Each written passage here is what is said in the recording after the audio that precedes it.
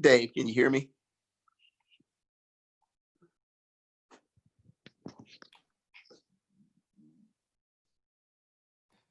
Hello, Pastor. Hey, man, sorry about that. I was sitting there doing something and I was like, oh my goodness, 9:40. It's good to see you, man. Hey, it's good to see you too, man. How you holding up? I'm doing pretty well, thanks. Pretty well. We're fortunately not very impacted by the virus because both my wife and I are used to working from home anyway. Right. The children have moved out of the house, empty nesters, so we're doing okay. Oh, wow. That's cool. Yeah, I was supposed to go back to Milwaukee about July 10th to 20th, and I had to cancel that because my parents said they wouldn't let me in the house anyway. They're pretty nervous about the virus, and they were not up for it. Right. Okay. Yeah. Yeah. I'm kind of moving around here. Sorry about that. That's okay. That looks like your church in the background there? Yeah, that's the Nice. church in the background. Yeah. So what's going on, man? Well, tell me how you guys are doing too. Oh, look at that fist on your. Oh yeah. That's Kaepernick's afro in the form of a fist. Oh, that's awesome. Yeah. Dude, you always got the best t-shirts, man. From you and your friends from now on. Cool. I can't remember where I got this one from. Okay. I'll have to look. I'll look. I'm sure I can find out where I got it from. I've had it for probably a couple years now. Okay. Yeah. But Cool. no, everything's going fine, man. We're doing well. Myself and Angie are working from home. Aj is on summer break from school, but she finished up the school year teaching most of her classes online. Mm-hmm. I think I told you before, she teaches at a private school, and so they are pretty decent. They had a lot of technology already in place. Most of the kids have Surface Pro books. Okay. And so she just had to kind of, transition from being in the classroom to doing it from home. Yeah. So right now they're preparing to, I guess, go back into the classroom. She was just talking to my wife this morning, talking about the stuff that they're thinking they're going to try to do to get the kids back in school. Yeah. Because most of the public laws don't pertain to private schools. So Right. they can kind of do what they want to do. Right. Yeah. That makes sense. Yeah, I do a little bit of teaching myself. I teach adults creative writing for an organization here called the Writing Salon. Mm-hmm. And then I also volunteer with an organization called Citizen Schools, which works in underserved communities to provide after-school enrichment. So I teach creative writing there as well. And we had to switch all of that to Zoom. And it got done, but it didn't get done nearly as well or as smoothly as it was going in person. It's not not an easy adjustment. So I don't envy what your daughter is facing. Right. Neither do I. Yeah. Yeah. Well, I'm glad to hear you guys are doing well. And, I wanted to talk just basically because you're in Portland, and I wanted to hear some things about what it's like on the ground there, because I get news reports, but that's not the same as hearing from somebody who's in it every day.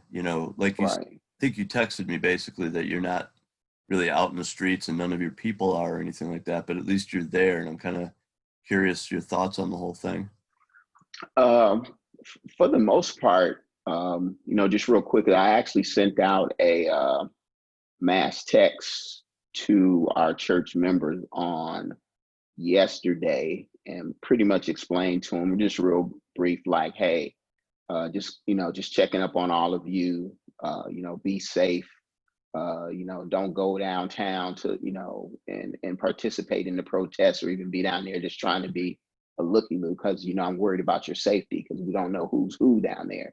So, if you don't have to go down there, don't even venture down there. But been on a lot of pastor emails, and they've been wanting to go down and show support and talk to the protesters.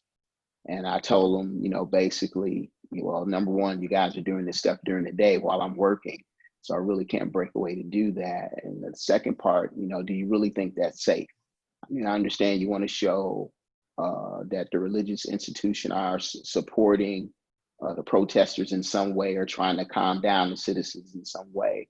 But, we really have to be careful because right now they don't know who's who down there. I mean, they got supposedly federal officers walking around in fatigues with their faces covered. They may or may not be who they say they are. You got Right. people, insurgents who have, pretty much put themselves in with the protesters. And so you don't know what their agenda really is and you don't know who's who. So my best thing is like, told my members, just stay at home. If you don't have to go out there, stay at home. And I even said that to my own family, that there's no reason for us to really, have to venture out down there. I mean, I would love to support, the pastors, the clergy that are trying to, basically bring some peace to it, man. But it's just not safe. Yeah. Yeah. They got gassed again last night. I don't know if any of my pastor friends were down there, but I know they were talking about going down there tonight at 7. And I just don't think it's a wise move. I think they need to allow the mayor and the police and everything to kind of take care of that situation. But they definitely bring everybody to the table and let's talk about it and get it that way, but not necessarily participating in the protests or going try to stand in between the protesters and the officers. I just think to me that's just crazy. Yeah. What about the actual congregants that you serve in your church? Do any of them are they tempted to go down there at all? No, I would say no. The majority, the great majority of my members are older. Yeah. They're seniors, and so they don't have any desire. I know they've been watching it. I spoke to a couple of them about it, but nobody has wanted to like venture out. And not even the few millennials that I do have, man. They're so wrapped up in their careers and maintaining their jobs and their positions at work that they haven't been going down there either that I know Okay. of. Yeah. Yeah. So, I've kind of got the impression that these protests in Portland specifically have morphed from a real focus on Black Lives Matter to the kind of the politics of the confrontation with the Trump administration and the federal troops. Like, Yeah. how much of what you're hearing about the messaging still even concerns protests over George Floyd's murder and things like that? Yeah, I mean, personally, from what I've heard and what I've seen, man, I think that message, you know, with George Floyd has been lost. I think the Black Lives Matters um, agenda here in Portland is gone. That doesn't even seem to be the focus anymore. The focus is you have people protesting, saying that they're protesting for, civil rights and social injustice, but they're doing things that basically are, opposite of that. You know, um, the protests, from what I've seen, start off peaceful, but at the end, they always end up pretty much in chaos. Last night, they were peaceful protests, and from what I saw, they said someone set off some fireworks or something towards the federal building. The mayor was down there, and so then the federal officers gassed everybody. Mm-hmm. So I don't know. I don't know. Honestly, I don't even know what the message is now Mm-hmm. because it's not. They say that they still using the tagline Black Lives Matter, but they've gone far from that now. Mm-hmm. Mm-hmm.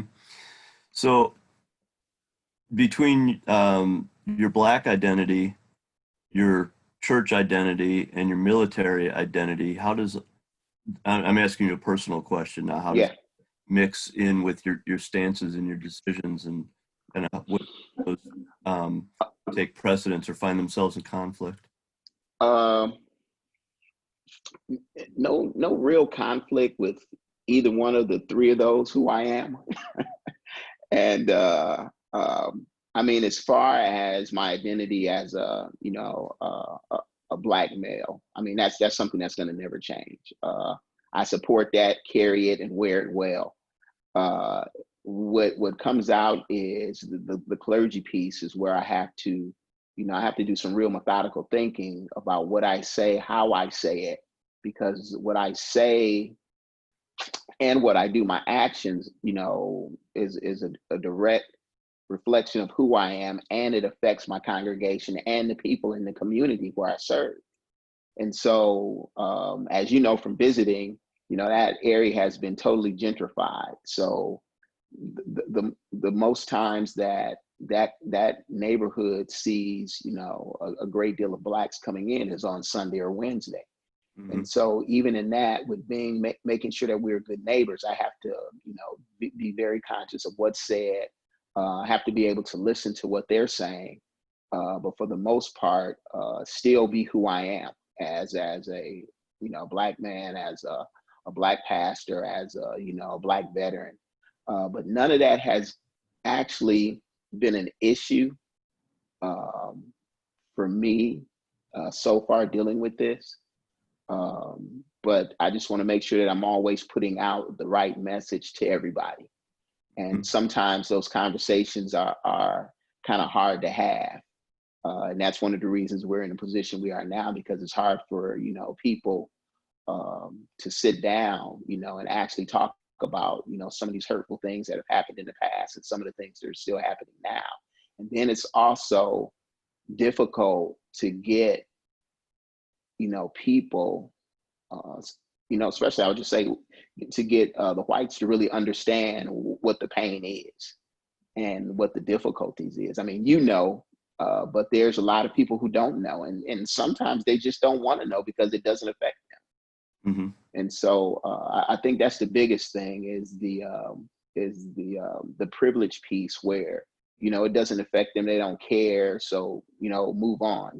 Life is, you guys can do better. You have all these things, all these different opportunities out there now. And I was like, yeah, but it's still tough to get. And then, we're pretty much equal. I wouldn't even say that either. I was like, you Right. started the race. I said the gun was sounded. We got the echo of the gun. So we started off late. We're still trying to catch up. And I was like, Right. at this point, we'll probably never catch up. Yeah. But, how do you fix that? And that's the biggest question. How do you fix that? A lot of us want to know, how do you heal the hurt? You hear the things about reparations and all that. That doesn't do anything. You see where a lot of, in some cities, like even Portland here, the police chief stepped down. So they put the what I would say the closest African American that they could find that may or may not have the skill set to really do the job, but because people are yelling social injustice and we need to be in positions of importance, of authority, they're just throwing people in these positions, which is an easy fix to me, which I look at and see is like, that's not really what we're talking about. They can take and remove, whites out of every position of power and put blacks in there, but that doesn't fix the issue, because that's a temporary fix. That's just to appease people. Mm-hmm. And I was actually told my church that. I said, and that's all that's doing. I said, they're trying to appease you for a short period of time. Now, the question is, how long is this going to last? Is this going to be a common practice now? Or are they just doing something to say, okay, we did this, everybody should be fine now for a while? And then what happens is, even with the protesters or even with the clergy coming together, especially the black clergy coming together to deal with this, it's always temporary. It's temporary until it gets quiet. And then when it gets quiet, all the efforts and, energy, it just goes away. Right. And then nothing comes back again until the next outburst or the next incident. And that just seems to be a pattern to me. And nobody's really sitting down at the table. Yeah, we can go out and hold press conferences and be seen, but is anything really getting done? Mm-hmm. Now, are you yourself or anybody in your congregation kind of specifically reaching out either to individual white people or for white people in the power structure within Portland to try to facilitate those kind of conversations? Those conversations have, like, the group of pastors I was talking about have been in talks with, like the with the mayor, his staff, and things like that. But as far as that, like I said, they're just been meetings. We've been having meetings and press conferences, and Mm-hmm. that's all they've been doing. And making some headway with certain legislations that's been passed here recently, especially with the CARES Act, as far as, the pandemic is going, trying to get money for a lot of the Black-owned small businesses that some of them are going under because, they're not getting any, financial support from anywhere. So a Mm-hmm. couple of things within that respect have been passed here recently. But as far as, like, people just reaching out, having those conversations, not many. Well, I would tell you, I did. I have a friend, Pastor Chad Neuendorf. He's a white pastor of a Baptist church, right, within walking distance from me. Mm-hmm. And he's always, every time something happens, pretty much, he'll give me a call and was like, I want to know your feelings on this. And Mm-hmm. we'll sit and we'll have those conversations because he wants to be smart about it, which I greatly appreciate that. And so he and I are always, working together, trying to pretty much bridge the gap, so to speak. And so he would be the person that I've talked to just recently. Again, the Black clergy have been in talks with the mayor and things like that. And some of them may have even been with the mayor last night and they got gas. I'm not sure. Yeah. Yeah. But as a matter of fact, it's on YouTube, University Park Baptist Church.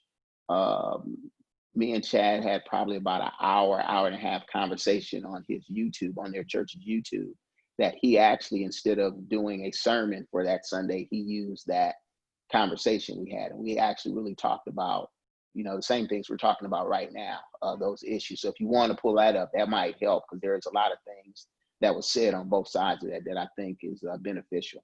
Yeah, that sounds fascinating. I'll definitely take a look at that. Yeah. Do you do anything to try to get white people into your church?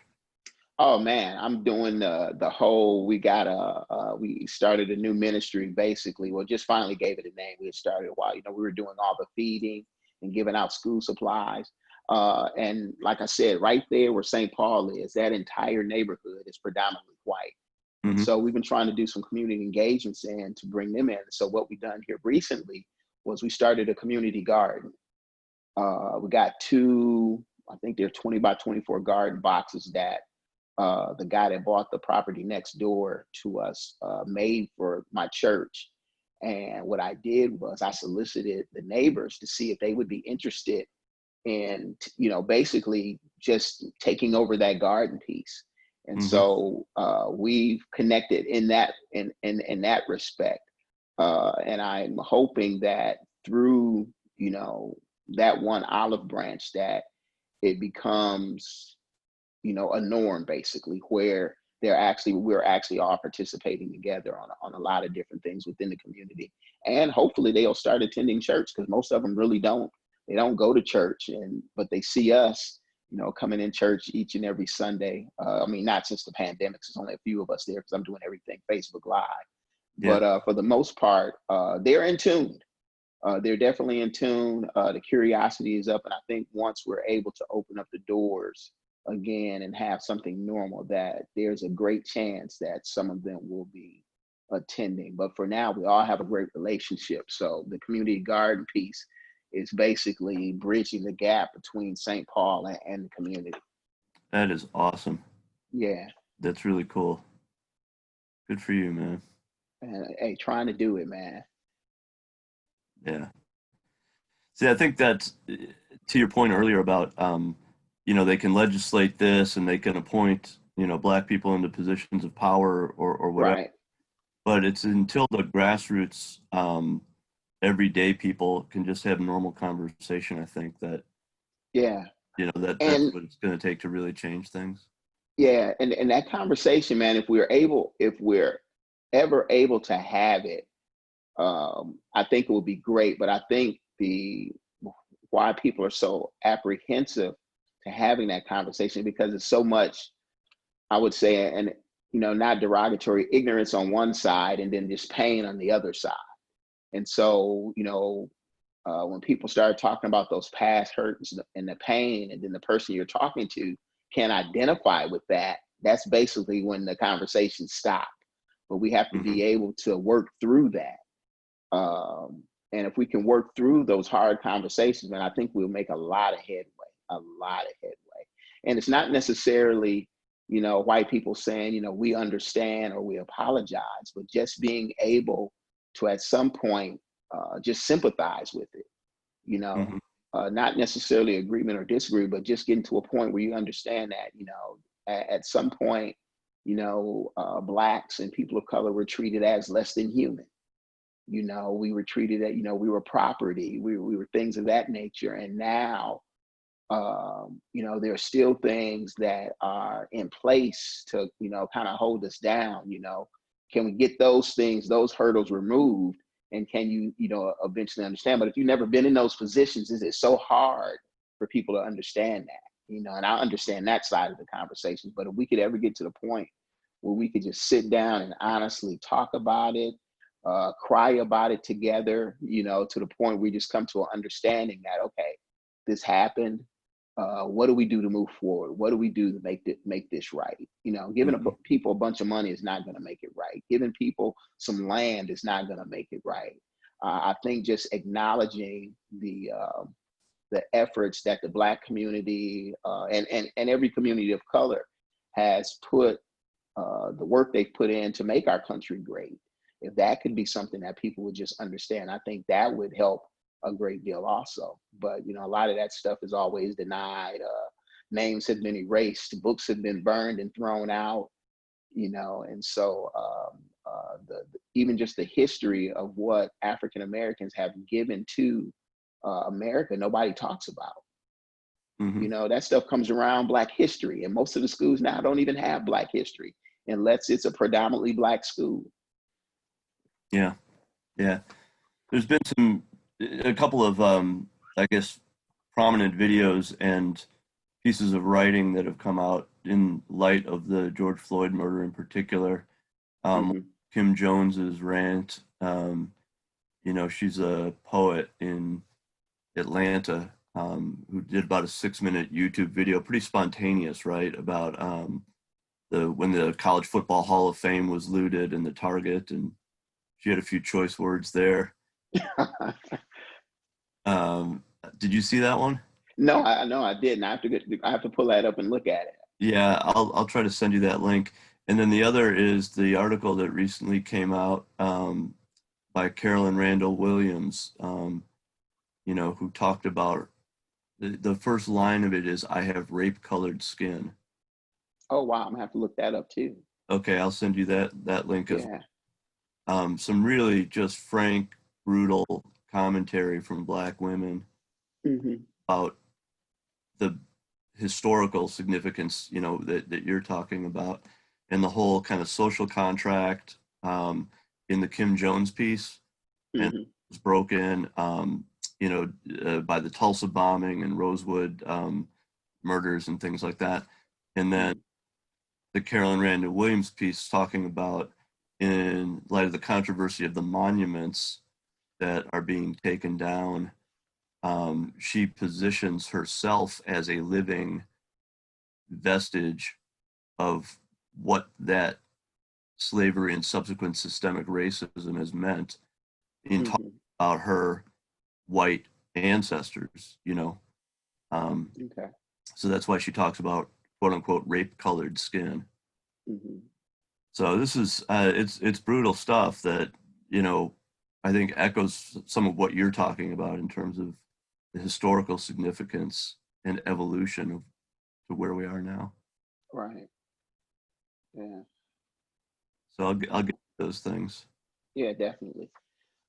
Even with that, man, and I think they were talking about changing the name of some of the military bases because of what the name of the base actually represent. And Dave, I'll be totally transparent, man. I had never even thought about anything like that. I mean, when I heard about Fort Bragg, I wasn't thinking about who it was named after and what they had done. I mean, man, that's 25 years of military that, of ignorance I didn't even know, because I never looked at it like that at all. Yeah. But even with that, I have to, even ask myself, does that even make sense? You know, does because I think if you would probably ask any soldier of color at any of these military bases, that is something that is so that I could just say we're so oblivious to that and never thought about it. Hmm. It's to me it's a name of a base. Never It doesn't bring any pain to me. I've been to a lot of these different, but and never even thought about the person that it was named after or what their history was or anything like that. And so, and then you look, and I would say that I think I could honestly say that the majority of African Americans who have served in the military never really thought about that. I don't think that has ever been an issue. Yeah. But if that's something that they want to do, I mean, I'm all for it. But it's just some things.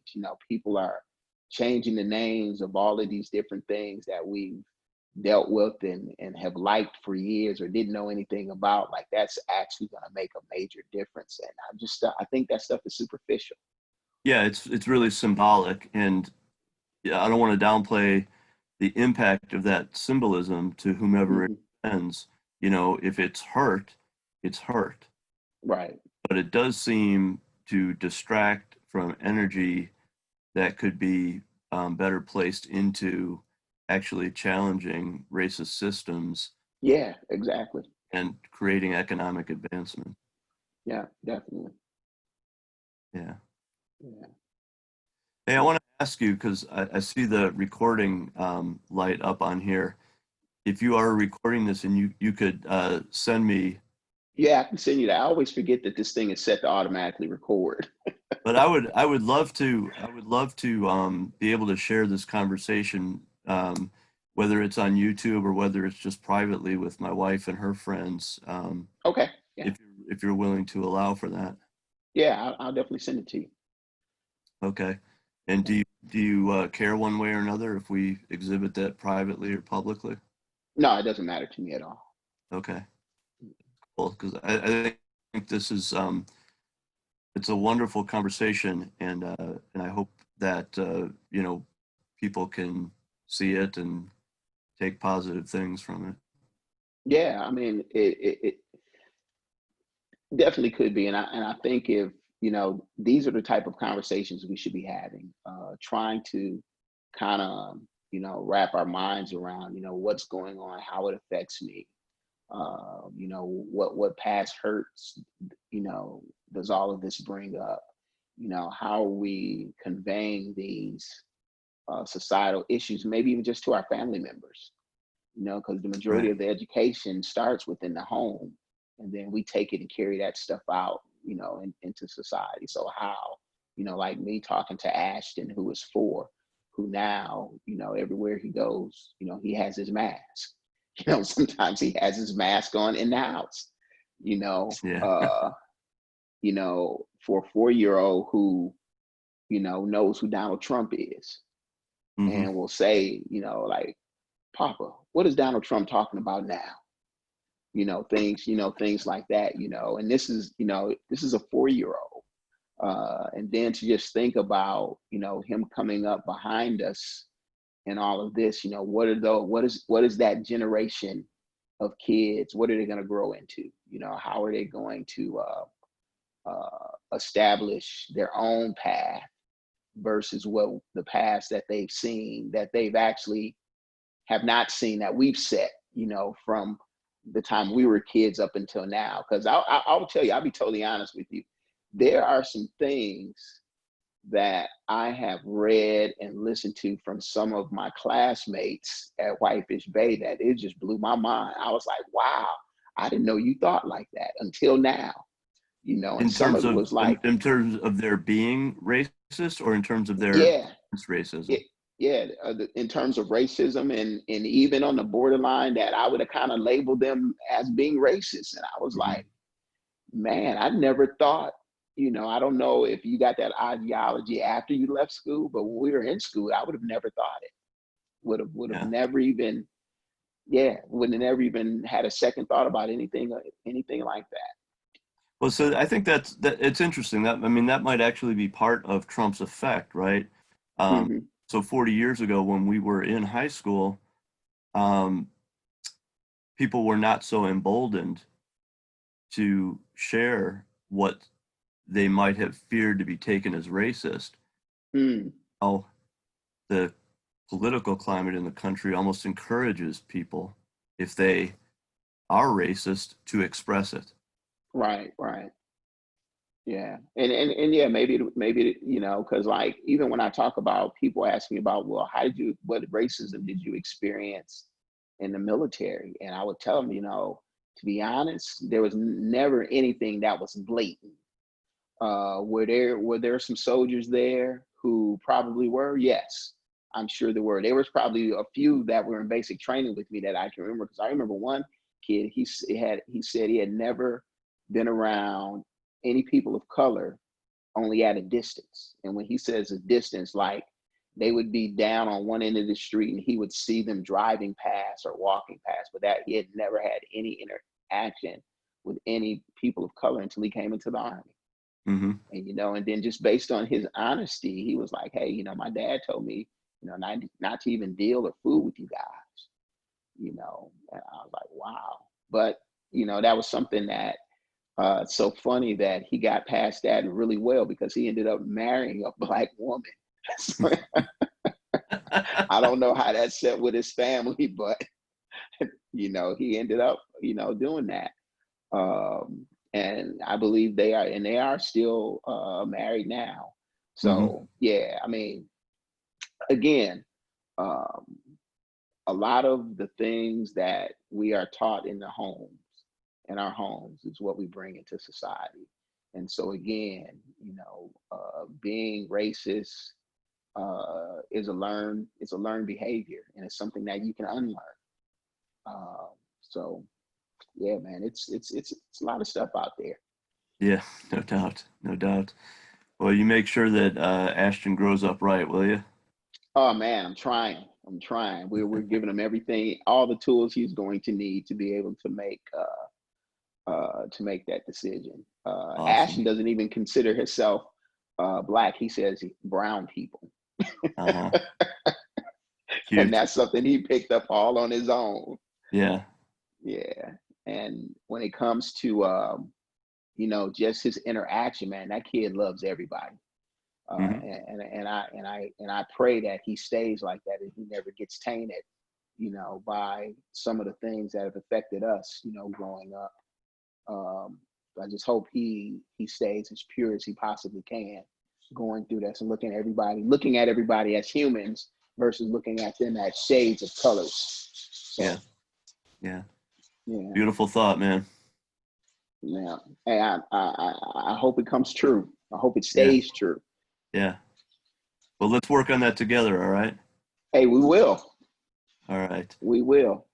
Hey, I want to thank you for your time doing this with me. It's been really helpful, especially to understand what's going on in Portland. And, Hmm. you've just got so much wisdom and love in your heart as a pastor and a person that it's wonderful speaking with you.